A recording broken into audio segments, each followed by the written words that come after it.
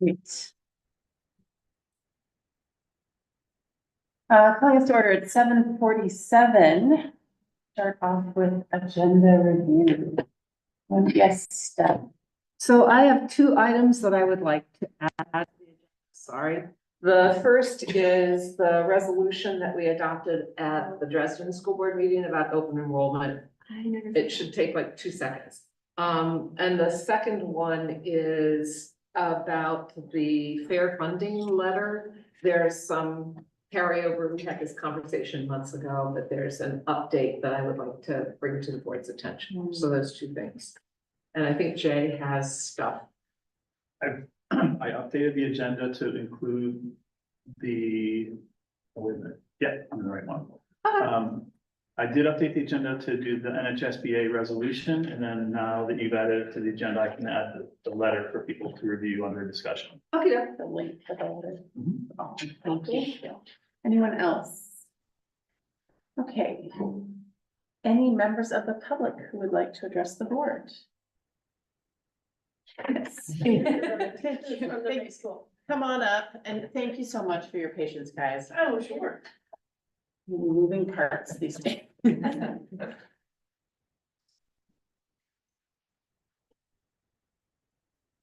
Yep. So we just want to take a few minutes of your time. I feel like we've already presented to several of you at different meetings, policy, board, and basically we're here to advocate for it, to have a class size cap from 14 to 16 at the kindergarten level.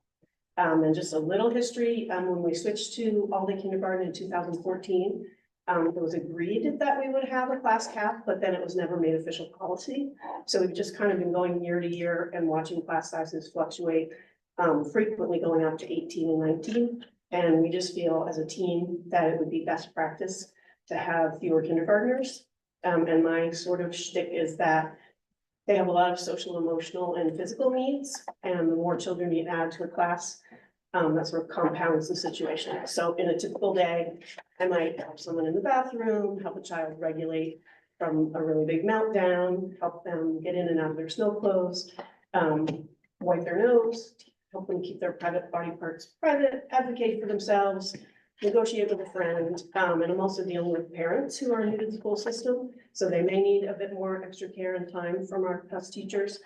And just basically, that's my thing. We do a lot of self-care and social emotional learning, and of course, academics are woven throughout the day, but we feel like students who can't self-regulate and can't manage themselves and follow expected behavior in a group aren't ready to access academics, and that just kind of spirals through as they go through. So we feel like we're the foundation for setting up happy learners, and we can do a much better job when we have fewer children. We get more one-on-one attention and build better relationships with them and their families. Sure. Well, it's mostly what you're saying, because I think this is a wonderful school. And when I think of smaller class sizes, I think, what do we want to give our kindergartners? When I've been here 3 years, I come from preschool background, but the first year we had 15, second year we had 16, and this year with 19 just makes a big difference. And you think it's only a few kids, and 19 isn't too many, but it is too many. I just want, well, we all want to give them their best, and we want their learning to be deeper. We want the first experience here at Ray to be the best. And I find there's more, with a smaller class, you have more time for them to go deeper in their learning, because there's just more time to give them individual attention, more time for them to engage with the learning. We made these wonderful model sheets the other day, and children took loose parts and in teams of 2 created their own marble thing. And we gave them the time to do it. They had a great time, and then it was time for presenting. And because of meltdowns, because of personalities, because of whatever, presentations take a long time. And what was lost in that, I felt, was we ran out of time because each child wanted, I want to try yours, I want to try yours. And that would have deepened their learning, that they got to feel what the other child was feeling. And with so many in a group, and then larger. We can't go into those deeper things. We just run out of time. In addition to time, I've also found, well, actually, to add on to that, I've found that our transition times are doubled often when I have a full class of 19. So when we're getting our snow clothes on, they could take up to 10 minutes, and that's their recess time or that's their learning time. So making those choices was tricky about, are we going to take away from a learning time, which is terrible? Are we going to take away from an outdoor play time, which is also developmentally not fair to what they need? I find that their ability to actually sit and attend is far different with 19 of them versus on days where we're lucky enough to have 15 or 16. Even if there's, I've got quite a large rug now that physically fits them, but I still find that they're almost like in a different space. They're overstimulated, they struggle to pay attention and maybe sitting still, but they're really not attending, they're really not participating.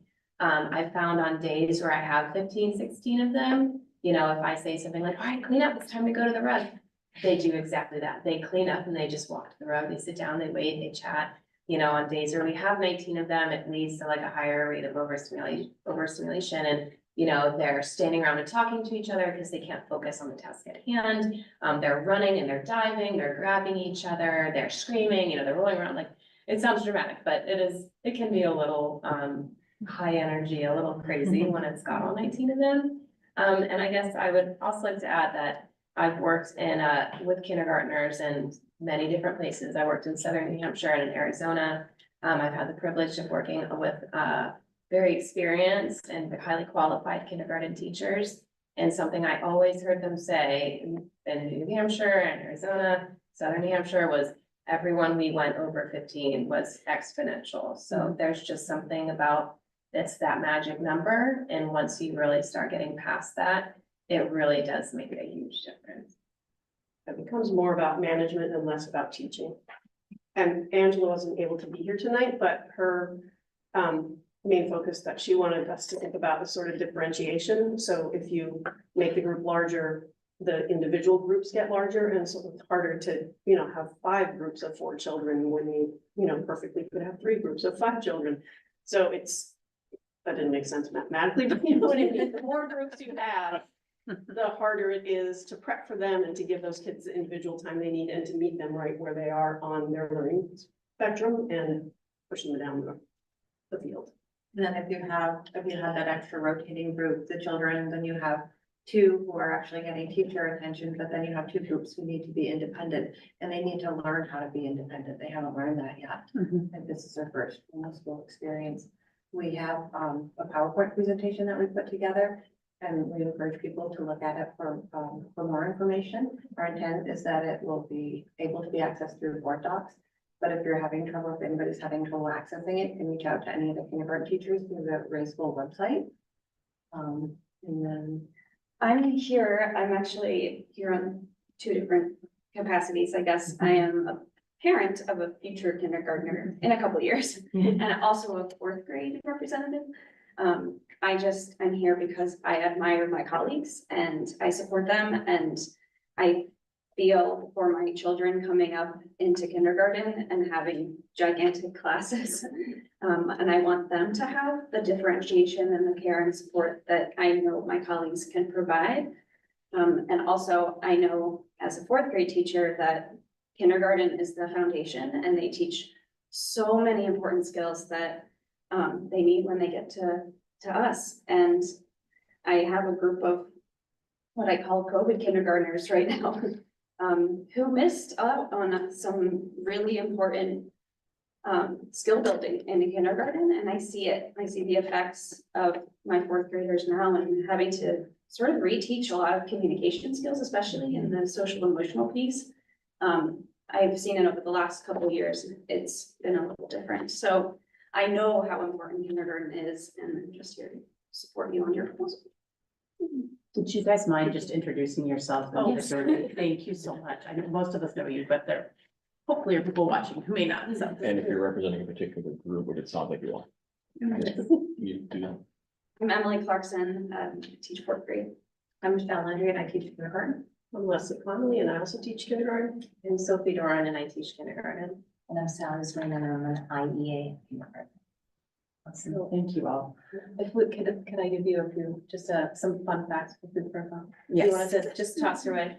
We found this was interesting and we found that, you know, you can find a lot of different research that supports a lot of different viewpoints, but the research that we found that really correlates with what we've been experiencing. We found that minorities show double the gains as their peers, which I found was, probably a key point because we're blessed to have a much more diverse school than a lot of New Hampshire. Most schools in New Hampshire, I would say, are very majority white. But I think we're very lucky to have such a diverse community here in Hanover. The average student scores increased by 1/4 of a standard deviation, or went from a 50th to a 60th percentile in kindergarten classes that were controlled to 15 students. Students that were in small controlled kindergarten classes were still scoring higher than their peers in 4th and 5th grade, their peers who are not in controlled class sizes. So even though their small controlled class sizes were just in kindergarten and 1st grade, those students were still showing benefits some years down the road. The largest impact was shown on students that were economically disadvantaged living in a high cost of living area, which is a population that we have here in Hanover. And that these results were consistent across classes, across country. And as well, one that I found very interesting was that students who are attending a full day kindergarten class only show benefits, higher benefits than students who attend half day in classes that are under 17. So having a full day of kindergarten was really only effective when they were in a class small enough that they weren't being impacted by being overstimulation, other behaviors, things like that. With a smaller class size, they were actually able to show the benefits that we push for by providing a full day kindergarten. Thank you for those. At this point, I think, I know you guys have spoken with Lauren. I know you guys have spoken to the policy committee as well. I think I will ask for me personally, it would be helpful just to see some of those presentations. I would like to see that. So I know you mentioned sharing that. I imagine that's what the PowerPoint is. And then I think it would be helpful to me, I'm looking at Lauren, it would be helpful to me just to have a refresher. What is our current class size cap for kindergarten? 20, okay, thank you. And at some point, perhaps just understanding what some of the financial implications of that would be helpful to me. So for a future meeting. Okay. Yeah, I mean. Is that 20 New Hampshire law or is it policy that we decided as a? I know it's a Hanover policy, but I'm not sure we have the basis of that. Does anybody know? New Hampshire, but obviously a bit to remove classes. Oh, that wouldn't surprise me. Because Okay. Still in motion. You said something about a recommendation from New Hampshire? There, yeah, and in Vermont, they have a class size range too, so we try to say that keep both sides of the river. And, In mind. yeah, And what is it at Norwich? Do we know off the head? 18, I believe. Okay. All right, so I mean, thank you for coming to talk to us. I am a teacher as well. I teach college students and I know there's a difference for me between having 12, 13, 14 students and 18 students. I feel that they're big bodies and that's part of it, right? So I sympathize personally with that. So thank you for bringing it to us. And I know, I think we'll have to look at it in a future meeting, continue the conversation perhaps, but thank you all for being here tonight. Yeah. Teresa has a question, but I also have a Hi, clarifying Conceive. Sorry, question. Teresa. What is the staffing ratios in kindergarten classrooms? I know there's a primary teacher and then. And then at the kindergarten level and 1st grade, we have dedicated EAs in our classroom. So there's one EA in each kindergarten class. Yes, as an but they also could shift to be a 1-to-1. Okay. Even if a child doesn't have an IP, they often become a one-on-one. Thank you. The New Hampshire law, Jay just pulled up, is 25 students. Oh my gosh. That's what you were gonna say? Thank you. Teresa.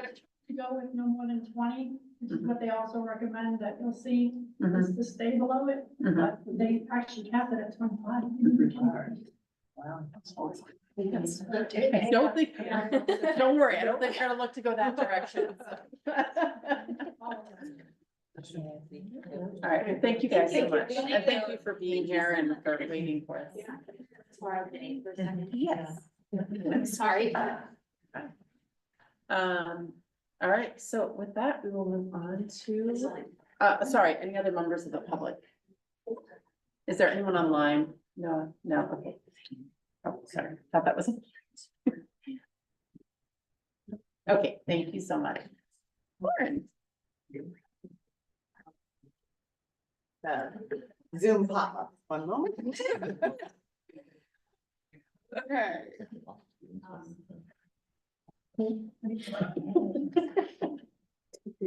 Wonderful. So welcome to June. I've submitted my principal's report. Submitted my principal's report for your review, highlighting our thinking around class sizes and projected enrollment for next year. All of the amazing things that are happening at Ray in May and June, which is just wild. And I wanted to highlight that we would love any board members and SAU members to consider joining us at 12:15 on the last day of school, because we're having a celebratory Ray ice cream social. So come on by. Yeah, ice cream. Ice cream.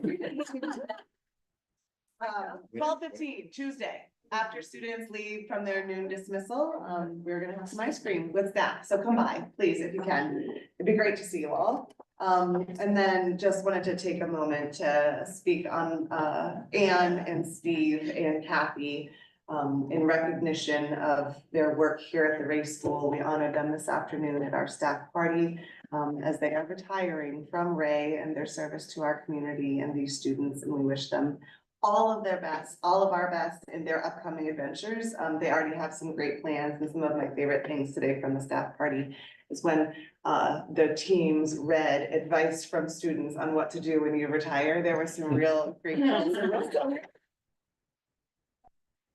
I provided an update on next steps around our school goals that we had this year. Just noting that those were our official goals, but so much more happened in the Ray School, but wanted to make sure to update you with that. And then I was remiss, and I forgot to mention that we had a lovely blue ribbon celebration at the Ray School on Saturday. The time of year and the weather made everything more complicated than it needed to be, but I will say that we have some lovely photos that I will upload later. If you'd like to take a look now, we actually had a real blue ribbon. Some really big scissors. But after a few remarks, we cut the ribbon, reopened the school, and some of our fifth grade tour guides took families on tours of the school. We all ate cake, enjoyed some social time and some music out front of Ray, and had a lovely little community celebration. So it is with that, I'm happy to answer any questions, but it's with that I just want to continue to express my gratitude to this board and this community for all of the support that makes the Ray School as special as it is. And we're gonna continue this incredible journey. It's gonna look a little bit different, but let's keep up, keep going on this. So thank you again for your support of Ray, for your support of me and the teachers and the students here at Ray. We're very grateful and have a lovely summer. Thank you. Ben. And then I thank you for this report, Lauren, as always, and I'll point out for those who haven't seen it that in terms of the projections for next year, the kindergarten total count is estimated to go down approximately 7 children, which is roughly 2 per class. Thank you for putting that in there. I had a quick question about the Title I summer plans. Are we still okay on those summer plans with funding? Yes. Yes, and I can talk about that a bit more During your during my report. report, Perfect. but I just got Title I projections this Okay. afternoon. Brilliant, thank you. Okay, we'll hit pause on that then. Other questions? Okay, thank you. So is the responsive recess rollout, is that the same thing from last year about sort of behavioral stuff, or is that something new? When we continue it next year, Okay. it will be year 3 of doing it. And Oh. what responsive recess is in the first year we did it for the 3 days, the first week, and 4 days, the second week, where students stayed with their classmates, went to each of the spaces on our playground and learned the expectations of those spaces, and then we kind of let them go free after they learn those expectations and practice them.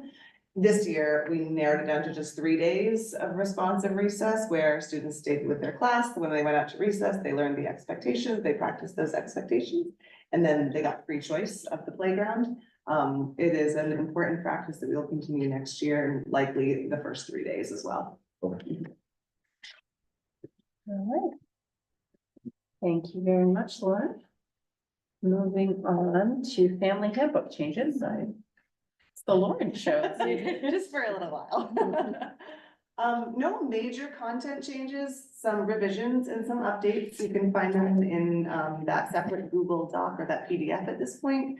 One thing that you should note that we changed slightly was that we used to talk about electronic devices more as cell phones, and we did have a line now talking about all electronic devices, and particularly thinking about smartwatches, which even this year have become increasingly problematic.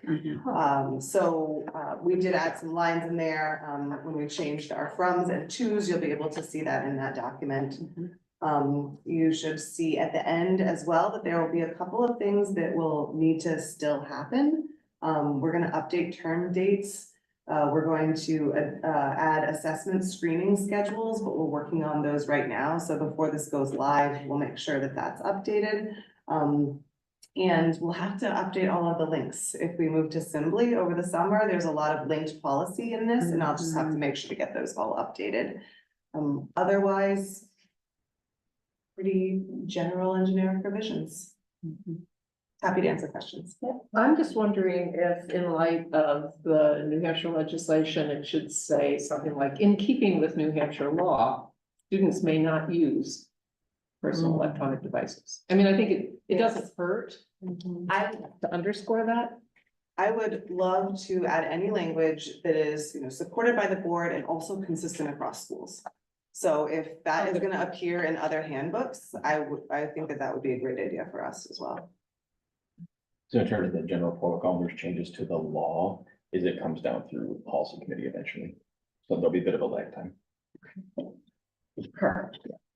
So probably be late fall, maybe. Good point. Yeah, if in other handbook reviews, you hear language that you feel would be beneficial for me to incorporate into our handbook, please let me know. Other questions for Lauren? All right, we will move on to the Bridgman proposal. Not great timing. Nan, her little recess committee, and the folks that we partnered with after we finally got a series of quotes in hand, really worked hard to get this proposal together, and it just month after month, we couldn't get exactly what we needed to be able to bring it before the board. So we still are bringing it here today. We've been talking about our hopes and dreams to update our recess play spaces to make sure that everyone is included and also in line with various playground safety audits. We had this year removed some areas of our play space that were deemed not usable and not safe. And we want to replace those areas for our students. And to get to this proposal, students who you'll see their names under the submitted by, students did a lot of work and a lot of research to bring a proposal forward of what they felt would be great additions for all students to our playground.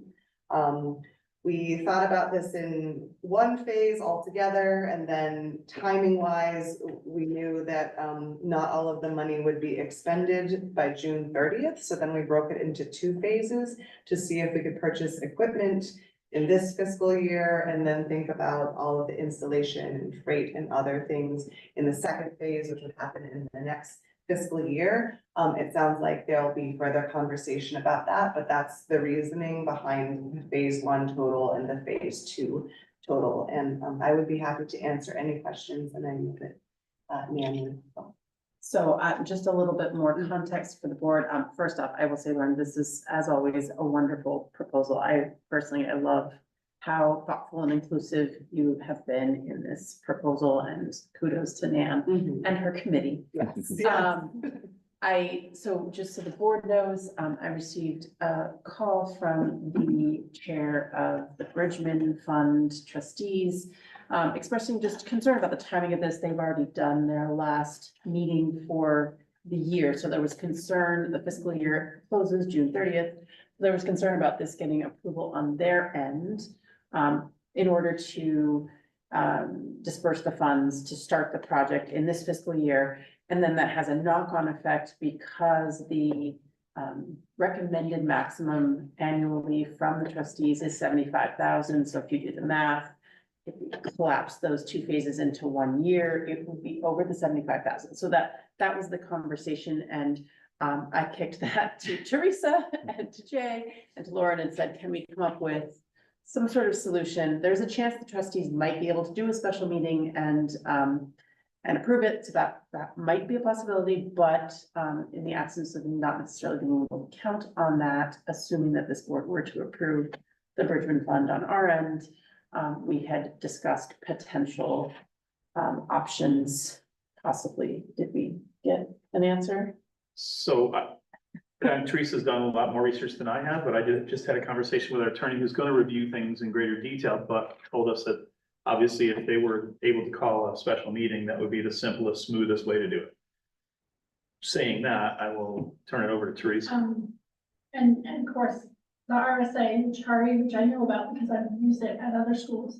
When we had certain projects, especially when we couldn't get contractors, but we had those funds, so we would, the school board approved to encumber those funds so that they would roll over into the next year. So then when we got the projects going, so the same concept here, if the school board chose to approve encumbering the $75,000, those would just roll over. And so they would give us 1 more year out to utilize those funds.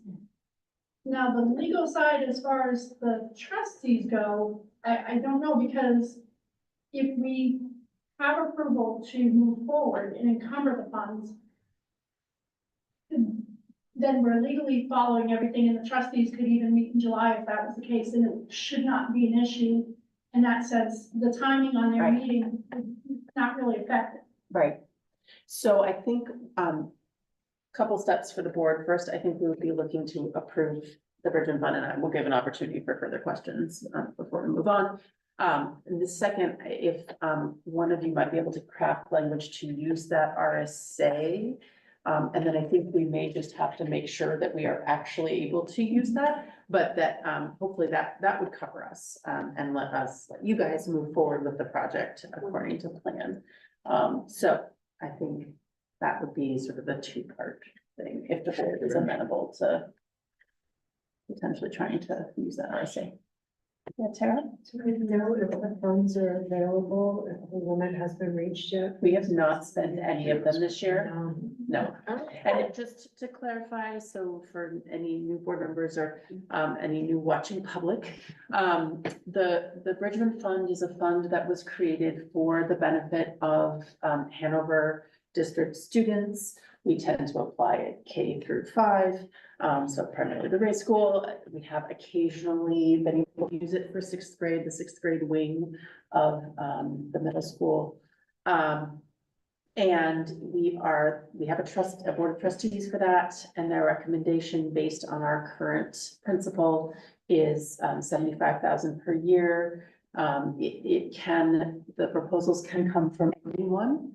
So it can be teachers, it can be board members, it can be members of the community. So the idea is that these would be projects for the benefit of Hanover students that are not used to lessen the tax burden of residents. So it often is pilot programs. We've used it for pilot reading programs. We've used it for playground equipment. We've used it to refinish some of the basketball courts, and we have at some points proposed projects that then, when we worked with the administration afterwards, or when the project went forward, administration, it was no longer logical to use that, and so that money has in fact been returned to the fund. So all that to say, if we don't spend the 75,000, it rolls back into the fund. It's not a use it or lose it. Yeah. Yeah, that, Two separate questions, if I may. First one is, so Lauren, how did this get developed with students? They came to Nan, or Nan came to them, or some self-selection? A little bit of both. Okay. So these students are particularly passionate about making sure there's access for all. Nan runs various clubs. She has a gardening club. She's got, she works out in Breeze Garden with a group of students. And then she had this recess committee that one of the students in particular was very concerned about seeing some of the things being removed from the playground. And started like a persuasive writing activity, and then some other friends got involved. And so it was a bit of self-selection, but it was never exclusive. So any student that wanted to be a part of it, or they could, but there also wasn't a school-wide, hello, 464 students. If you have anything that you want to say about recess, come and see Nan. These students did talk to friends, like bring information forward, talk to friends about the proposal. And this was also brought before our friends of Hanover Norwich schools too. And our friends provided a small amount of money per what they were able to do, given all of the projects that were presented as well. So did that answer your question? It does. sorry, clarifying question on that. So there is also an additional investment from Friends of Hanover in this? Yes. Okay. Thank you. Sorry, I didn't see that. I didn't see No that. problem. Then my second question is going over the timing and the dollar amount. We're looking at the phase one actions that have already happened. As far as I can tell, I don't see a contractor construction piece to this. Is the people who are doing or what I read these in, this is the playground equipment company, these individual names? Like these are the manufacturers? So we got the bid from Ben Schaefer Recreation. They're the same folks that work with Marion Cross on their playground. Also, they are the construction crew that actually do the on-site work. Yes, they do all of those things. Yeah, so phase one, like we're in phase one right now. We're submitting this request right now, and if the funds are approved, then we order the equipment. That's phase one in this fiscal year. And then phase two is using this same company. So the entire bid proposal that we have also includes installation, landscaping, and all of those other pieces, and it's all through this same group. And they've committed to the, that time, like they will be available to install. Yeah. And then the second part of my second question, if I may. So the actual installation would fall during the school year. Yes. Would that be problematic in terms of kids' ability to enjoy the rest of the equipment, or is this like a night and weekend kind of thing? Potentially, we're not quite sure. I am curious from I love that it's a kid committee. I think it's amazing. And I'm just curious, like, if, special ed, physical therapists, like what sort of the consultation process was to ensure, like, these are all great and they look like inclusive toys to me, but I also don't do this. And so I'm just sort of curious, like, are these actually the best idea? Like, does this align with what somebody who does play with kids with different abilities would play with? That is a wonderful question, and I'm wondering, to the extent that I know, yes, but I'm actually not positive. I'm wondering if Nan is willing to. Well, and I don't want to put it right. So it looks like Teresa may have a thought. Okay. To share. So, can I say one thing and then Yeah. Nan can text me? Nan, will you text me? So what I know is that some of these pieces actually were installed also at Marion Cross. Okay. And so there have been conversations around like, how is that working for your students? Okay. Is this going to work for our students as well? But go ahead, Teresa, and I'll I see just if. wanna, part of the, and I kind of thought maybe you guys might have this info anyhow, but, so the Ben Schaefer company, part of how it started, because I've met the owners and the people and stuff at conferences, and so they actually had a child with special needs. So part of it was trying to find play equipment and other things that they knew their child could participate in. And so that's kind of how they got that going. And so it's always in their thought anyhow. Yeah, Ben. For this dollar amount, would we need a formal RFP, like a competitive RFP? No, we didn't do an RFP, not to my knowledge on, you guys did quote. Correct. Okay. From multiple companies? I believe that we just went with this company. I guess what I'm asking is, do we Yeah, legally need to have a RFP for this magnitude of cost? We probably do, because I believe our what was approved was $50,000 and, over there, over that, we were supposed to, go out. So I mean, this number is under 50, so I don't, for the install, Right, Right. so. and so anything over 50, we had to go do that. so you We might just not be signed that one last meeting. That's right. So we're That's just probably already in the threshold. Probably just a threshold. Thing. We will check that. I was gonna say, I would leave that to perhaps the administrative side of things, yeah. I just wanted to also respond to Carrie's question. This company that we hired, for Marion Cross, the whole purpose of redoing that playground was to make it, ADA compliant. And so they did an outstanding job of creating accessibility. We have some students with physical disabilities that are now able to fully participate and play on the playground. Any other questions? Yeah, sorry. A few new facts for you. New facts? I did forget to mention that this price is negotiated down for where we originally started for the same stuff, so that's important to know. We did a lot of work to make sure that we could get it sort of within Bridgman. This will be a new section of the playground. To answer the question about, is it going to impact use of other playground spaces? Potentially, we'll have to be careful about equipment and personnel that are on site doing this installation, but it will not impact the use of other play spaces. And then, like I mentioned, we did follow Marion Cross because they used this group. And we did speak with the previous OT that we had at the school because this has been an ongoing project. So Nan did consult with the previous OT and special education. And we do not have 3 bids, but it was recommended by Jamie to go through them, but that was before we knew what the price tag would be, right? So we use the company, but let's say we can also do the RFP if needed. Thank you, Lauren. Other questions? Okay, so when we get to business requiring action, we'll be taking a motion to approve the Bridgman proposal and hopefully the RSA that would allow us to encumber those funds and roll them into the next fiscal year. You two, I'm gonna do a little editing. my motion creators. Okay, thank you, motion creators. All right.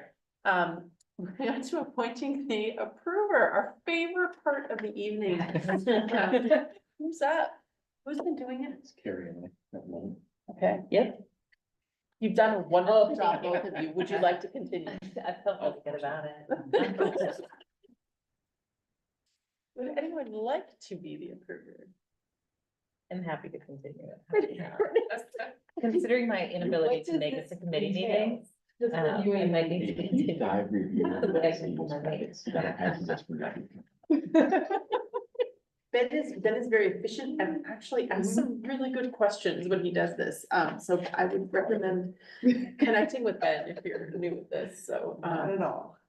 Renee, would you be willing to step in? It seems, given my committee of budget, seems appropriate. And it rotates every It's thrilling. 3 Great, yeah. It's- And you are not the only set of eyes looking at this. We are the last sort of official sign off, but it has gone through Teresa, it's gone through her team. So, are you really okay staying on? Yeah, it's fine. Okay, all right, well, thank you. Don't make that face. I'm pleasantly impressed and surprised. I know, it was more appalled and, you know. No, in awe, that's what I am, I'm in awe and grateful, and grateful.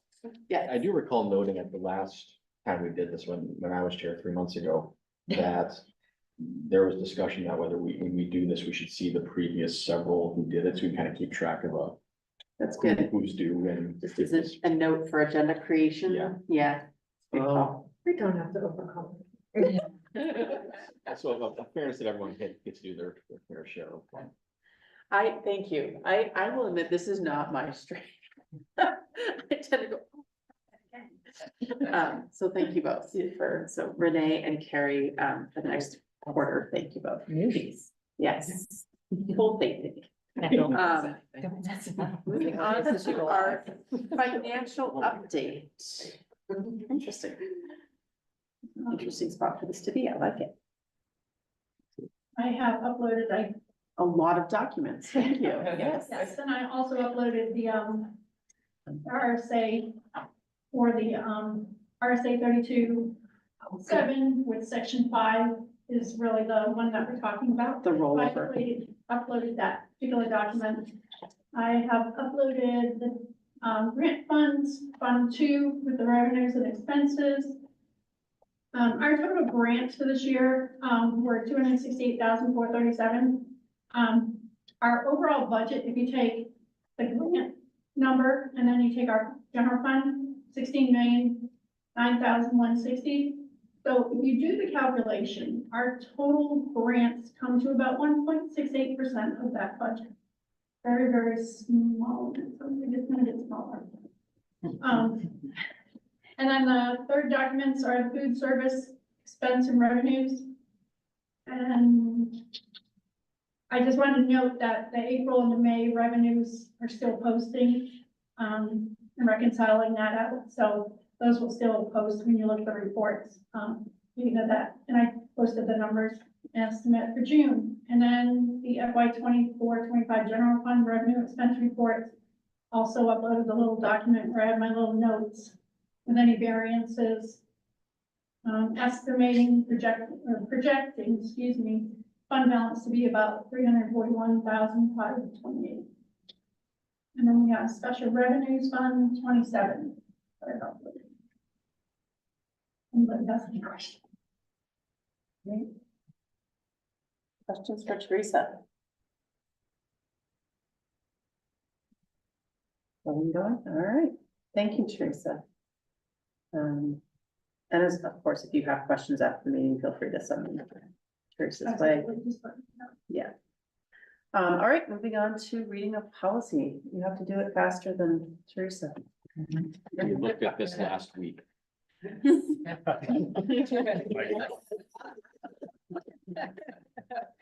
I should set up competitions more often. This is fantastic.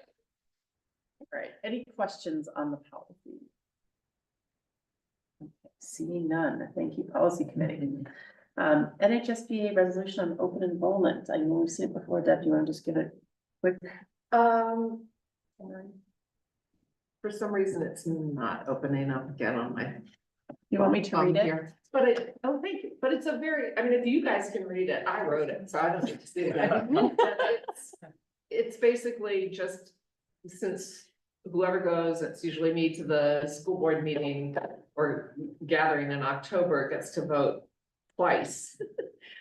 Dresden's already gone like this, so now I just am saying, and the Hanover. All right.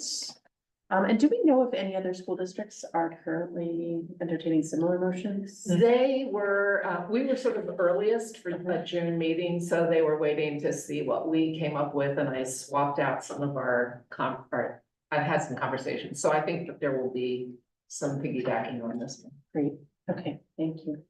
Any other questions for Deb on this? Alrighty, seeing none, we will move into business requiring action. Do we have the updates for the Bridgman proposal? Oh, yes, we do. Oh, yes, we do. Okay. Does it need to be separate, or can we just do it as presented? As this agenda? Well, yes, I know. Sorry, I'm trying to refresh in it. I don't see. No, I'm in the wrong spot. I apologize, guys. I don't see the language. Language. Oh, maybe I got kicked out. Okay. If other people are comfortable, yep, I got kicked out. That's fine. All right, Ben, go for it. Move to approve items B through G by consent. Second. Sorry. Please, Okay. Bridgman. Perfect.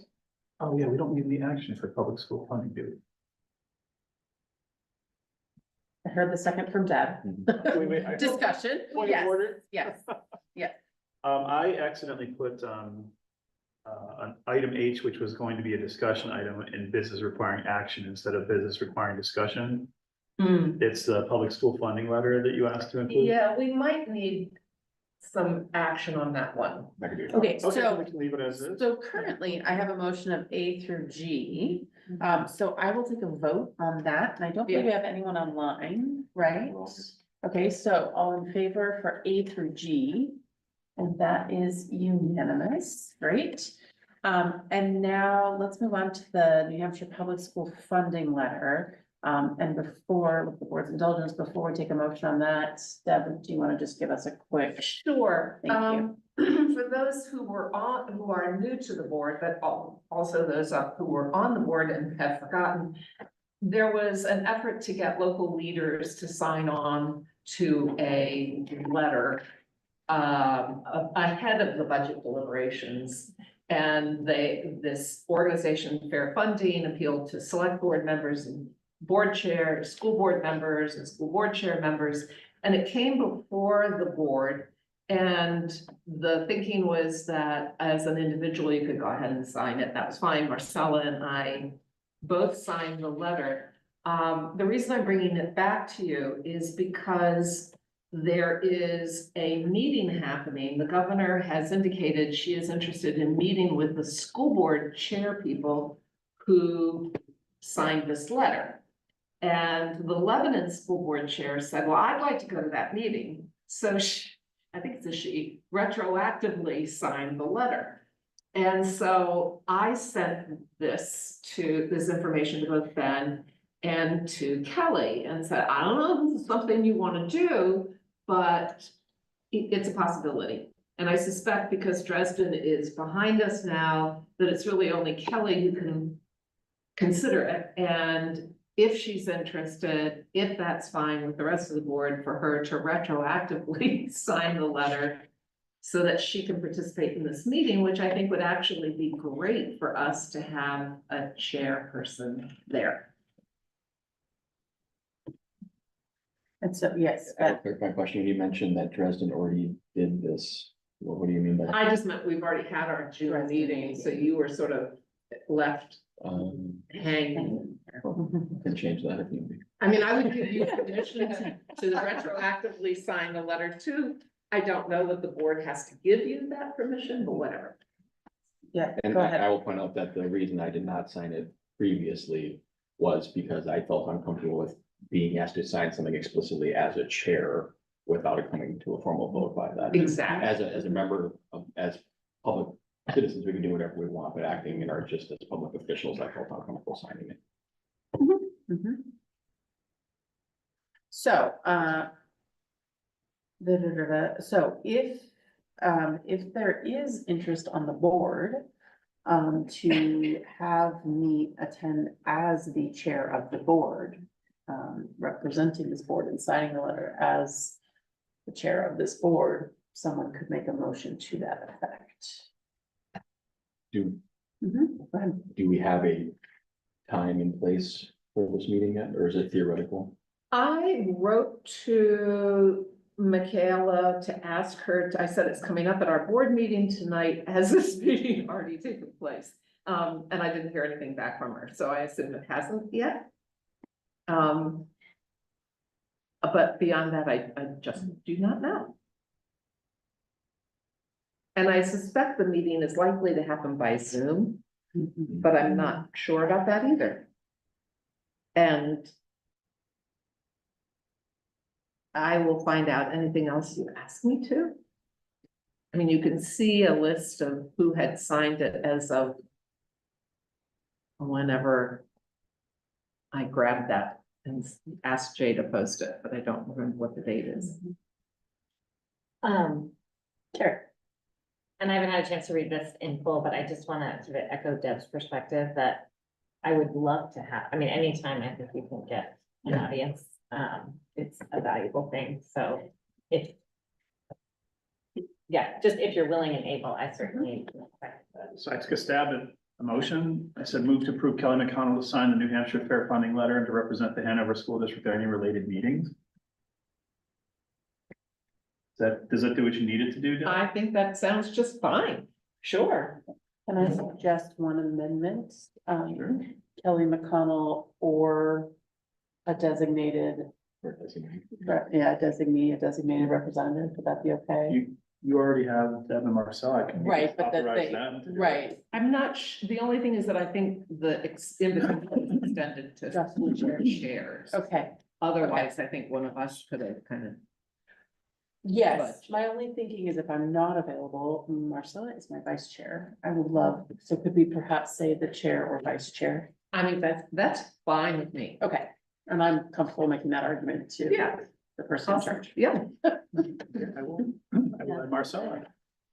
And Deb, I would point out too that when you determine the timing of the meeting, I can perhaps arrange for a resident special meeting if it makes Okay. sense to. Okay, sure.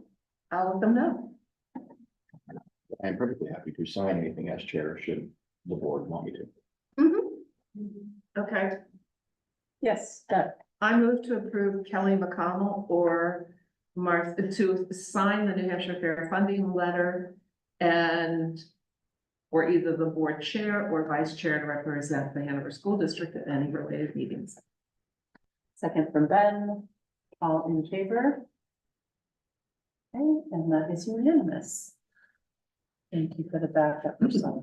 All right, and Jay, thanks for correcting. Moving on to report of chair, it says vice chair still. Thank you to Marcella for being willing to handle this meeting. very happy. So thank you. Our next meeting will be Wednesday, August 13th. So I thank everyone for a wonderful school year, especially our staff, administrators, all of our families. And I thank my fellow school members for getting us through what has been a very busy spring. So thank you to all of you, and I will look forward to seeing you hopefully Wednesday, August 13th, and not before, as much as I love you all. That's all I have to report. Moving on to committees. I started looking at Jay because I don't know. Any committee reports? Hanover budget committees? Finance committee? You've got it. You gotta take her. But So that would That's not be SAU, this board right? unless there's something Okay, just critical wanted to make for. sure. Sarah. Nothing really critical, the finance committee did meet last month. And we had actually a very lovely report from an administrator of the town on the budget. It was, everyone was very happy. Evidently, this had never consistently happened before, so we're allowed to financial people and never worry. We have been talking as a committee about potentially meeting over the summer, which is a change. But there is some feedback from community members with concern about the new zoning amendment change in Hanover that allows in town for Hanover water sewer connected properties and to extend the number of primary dwellings to 2 and to have up to 4 families, which will have an effect on school enrollment potentially, but everyone is now trying to scramble because this was not evidently a well explained in advance or publicized warrant article item. So now everyone is scrambling to try and understand. So there's a potential that we will have a meeting. There has been an email conversation which continues about this. I'm sure I will be able to keep. Thank you, Tara. And I did just want to give one update because at our last meeting, thank you to Renee who had shared that they were putting out a bid for proposals to look at funding mechanisms for in lieu perhaps of the TIF, which we discussed at length at a previous school board meeting. And that they were grateful for our input and did adjust the the request for proposals to include all funding mechanisms and not just, the TIF. So, thank you to all of you for that, and thank you to Renee and Tara, especially for representing us on these committees. Other committee reports? Okay, Jay. All right, I would ask, can I please do my report after the non-public session during public comment? That is absolutely fine with me. Is that okay with the rest of the board? It'll be brief, I just wanted to wait till after. Yeah, that makes sense. Moving on to our superintendent's report. So just a couple of things I wanted to mention from the report I uploaded. We did see 2 major bills signed this week by Governor Ayotte, and that is going to have an impact on us. 2 bills include the parental bill of rights, which we'll be looking obviously more closely at that to see the impact. And then the expansion of the school voucher program. So that is now universally open to parents, and it eliminates the income requirements. The other bill that we've been following is the open enrollment bill that is still in play. And I had a report today that they're actively watching that and the NHSBA, and they're really working to try to get that killed. But based on everything else that's been happening, I don't know how likely that is to occur. So I just wanted to mention those 2 things. We'll be looking closely at those. Late this afternoon, I did receive our Title I allocations for Hanover, and it's better news for Hanover than Dresden, but they're doing it differently this year. They're giving us a July allocation of $2,934 for Title I.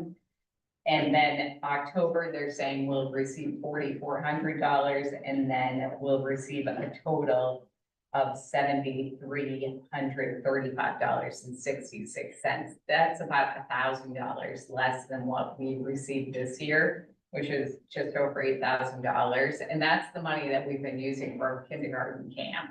So that has been declining every year. And this year, once we got to figuring out what the salaries would be for the summer, because, you know, the new contract year, we had to actually end up reducing the number of hours that we can pay the teachers who are doing the kindergarten camp. So I know that's going to have an impact next year, especially losing $1,000.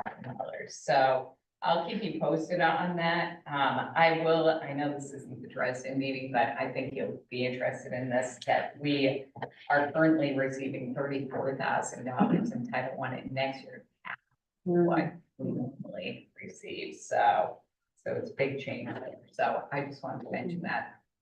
Thanks. Is there a stated rationale for the drops? Well, it's all of the uncertainty at the federal level. They were saying to us, you know, they've been saying different things all year, but planning on 80% of what we received last year. And as I've been mentioning to you previously, you don't know if there will be any Title II or any Title IV funding. So that's still out there. I'm still expected to complete our grant funding proposal via ESEA, which is an incredibly lengthy proposal. They've extended that to July 1st, but now I'll definitely start working on it in terms of Title I. And they've told us to write that as though we're receiving the full funding estimate of $7,700. So, but we have nothing else for Title II and Title IV at this point. So yeah, I'll keep you posted as we hear more, but. I'm raising my hand for myself. Sorry. Kelly. Thank you, Kelly. I am curious on some of these, they are undoubtedly going to have a financial impact, and I think the title grants is, you know, a big question mark at this point. When I look at, you know, the expansion of school voucher program, do we have any kind of modeling that might help us project what our exposure might be on that? Is that something that we can try to work towards? Or is it just such an unknown that we can't do that? I mean, it could potentially, we do have students who are attending private school now. And so now eliminating the income levels, that may definitely have an impact. So I think we'll just have to wait and see what happens with, we're getting guidance from organizations. Of course, it's been too soon and there are so many changes to these bills. I think it's just gonna take time for us to really understand the impact. Do we know the number of private school students in our district? Do we have a way to capture that? We have get two numbers. That would be Yeah. helpful data to have, just to understand. I think it's not gonna give us the full picture, obviously, but it would give us at least a sense for, are we talking 5 people or are we talking 100, right? Or- Yeah, It's typically a smaller number than you'd imagine. Yeah. But I can get the stats for us. We have every kid in our census, we've got an enrollment status for. okay, super, thank you. You mentioned modeling, it's really, really difficult with all the moving pieces that they have right now because open enrollment, if that passes, and if the financing stays the way they projected it, at 80% of the sending schools per pupil allocation, if we picked up volume, it could offset what we might lose in tuition. And we could even be in a situation where we could gain from that, but it's at the expense of other districts. It's nothing that I'd be happy to receive. So even just that alone, there's so much uncertainty around. So, and then people could be using the education freedom account money to send their kids to our district. Yep. So. Yep. Really tough to model. All right, we'll keep an eye on all of that. Thank you, guys. Any other questions for them? Okay, moving on to Teresa's report. My report might be some repeat of what was discussed earlier, and just kind of capped on, trying to close out the year in the business office and everything else, and then, lately we've had maintenance meetings and other meetings regarding the library renovation here, with Dr. Green, donation and others, and that yesterday. On Monday. And of course, the Bridgman, and then other projects, smaller projects that need to get done around here in the summer, having meetings with Tony and stuff. More just trying to get some of that. Great. Questions for Teresa? All righty. Model of efficiency. I believe we do need a non-public session this evening, so I will take a motion to enter into non-public session. Oh, I was gonna say, if people have questions about the appointments, certainly. I think we did want to have, yes, about Okay, the great. second one, yeah. So, Deb, I will. Okay, move to enter into non-public session at 8:49 PM under RSA 91-A:3, 2, parens B, hiring of public employees. Thank you. And a second from Ben, and we'll take a roll call vote, starting with Renee. Sullivan, yes. Buffy, yes. Keeney, yes. Russell, yes. Nelson, yes. And McConnell, yes. So we will see you back here shortly.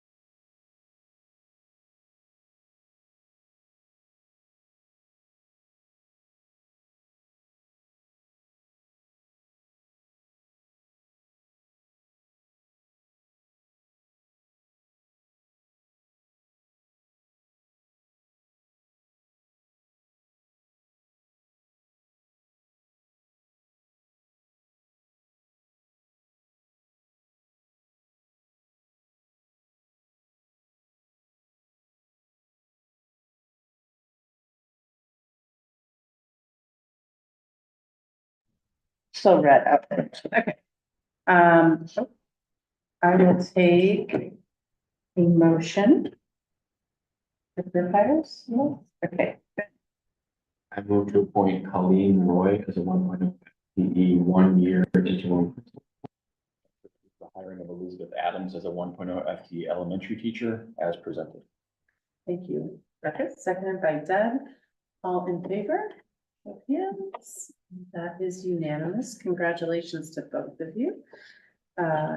Any members of the public to address the board? Anybody online? No, thank you so much. If you have agenda items for the next meeting, please send them my way. You have many months to think about them. Oh, yes. I did. I just remembered. I apologize. And now Jay will publicly speak. After non-public, so I can say congratulations, Lauren.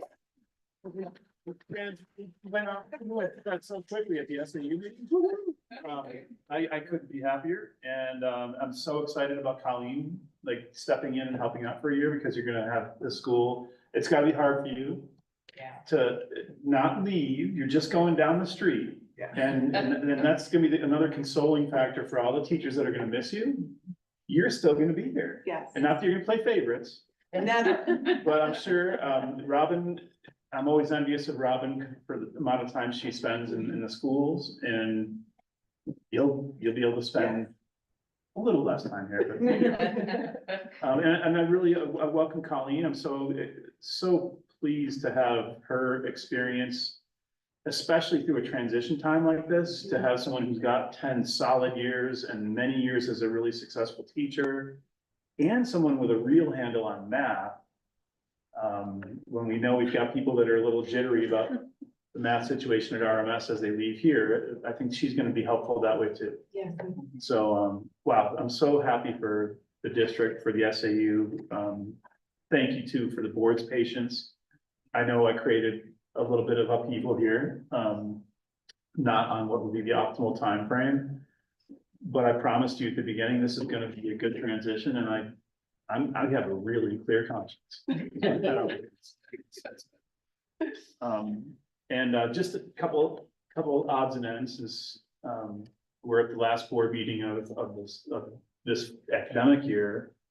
Our ACLU attorneys have filed for summary judgment in the case, and given the really strong injunction that Judge McCafferty had issued, I'm optimistic. I think we might have a chance at this. We'll fight them on appeal, I guess. So we'll see how that plays out. And then the other thing is just on the capital improvement plan, we scaled that thing back, as you remember, in the budget process last year, but we met, Robin and Teresa and Tony and I met with Truex Collins to take next steps on that process. And they've taken the huge database we got when we did the facility condition assessments and boiled it down to a spreadsheet that they're going through right now to prioritize projects so that they can make some strides toward giving you that initial plan that kind of hits the high notes. So that's all I really have, other than in a really strange way, I'm gonna miss these board meetings. I was always saying, oh, that's one of the things I'm not gonna miss, but like, this is, I have no reason to blow sunshine your way, but it's been the last 8 years have been so fun to work with school boards that actually are so invested in education in the schools themselves. So many of our parents or have been parents here. It's not what I experienced in my other 10 years as a superintendent, and it's something that I think our community may not really fully appreciate, but should. When you've got a board like this that cares so much about public education and about its community schools, you can't go wrong. I mean, we spend a lot of time on decisions that, when you think about it, are tinkering at the edges. You got a great system here, and it's because of the work you do. So that's the end of my report. Probably your last meeting. Maybe, I don't know, maybe. showing up. Just- It's just a wrap. We'll invite you back. All right, thank you all. I believe we've already, I'll do public one more time. Still no public. Okay, so our next meeting will be August 13th. Thank you so much. And with that, I will take a motion to adjourn for the school year. Yeah. Renee, motion to adjourn the meeting at 9:15 p.m. There's a second. Second. It was the word. And I'll take a roll call. Sorry, Renee. Sullivan, yes. Yes. Heaney, yes. Russell, yes. Yes. And McConnell, yes. Thank you, everybody. That was gonna say